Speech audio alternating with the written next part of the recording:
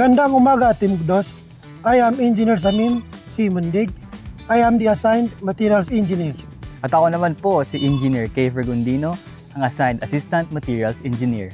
Andito po tayo ngayon sa project site ng 25MG0028.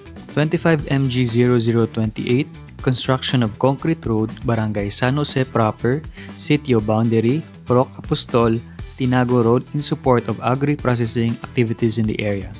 Located at Barangay San Jose, Coronadal City, South Cotabato.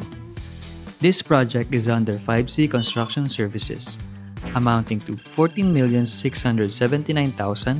14,679,997.03 pesos. Andito po tayo ngayon para mag-witness sa isa sa mga quality assurance activities na ginagawa on-site, which is ang Field Density Test or ang FDT. Hello Katimogdos! Andito po tayo ngayon at tunghayan natin ang pag-conduct ng Field Density Test or FDT para sa ating Item 200 o tinatawag natin na Aggregate Survey Scores. Engineer Sam, bakit ba natin kailangan mag-conduct ng FDT para sa Item 200? Kailangan natin mag-conduct ng Field Density Test or FDT para sa Item 200 para ma-determine natin kung na-attain ba ang required degree of compaction para sa Item 200. So, ang required degree of compaction natin para sa Item 200 is 100% and above. Bago magko-conduct ng FDT o Field Density Test, kinakailangan ng value ng MDD or Maximum Dry Density at OMC or Optimum Moisture Content.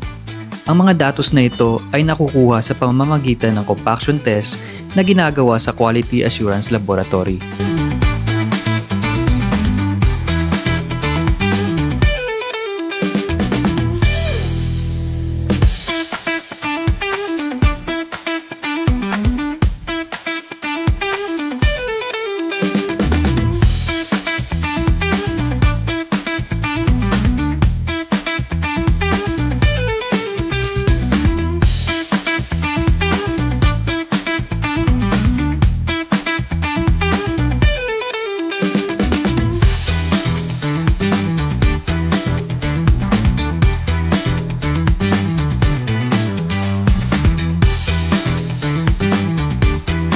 So Katimogdos, Engineer Sam, based sa FDT, pumasa po at naabot ang required degree of compaction ng ating Item 200 with a result of 114.27%.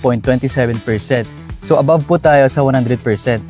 So Engineer Sam, tanong ko lang po, what if hindi na-attain ng Item 200 ang degree of compaction?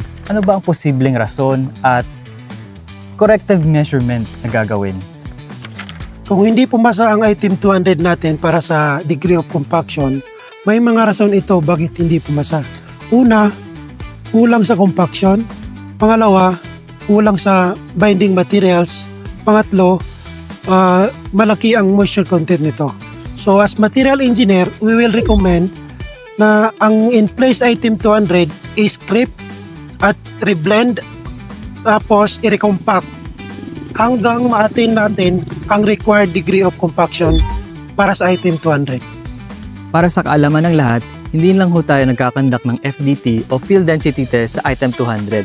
Nagkakandak din tayo ng FDT sa Item 104 o Embankment at Item 105 o tinatawag na Subgrade Preparation.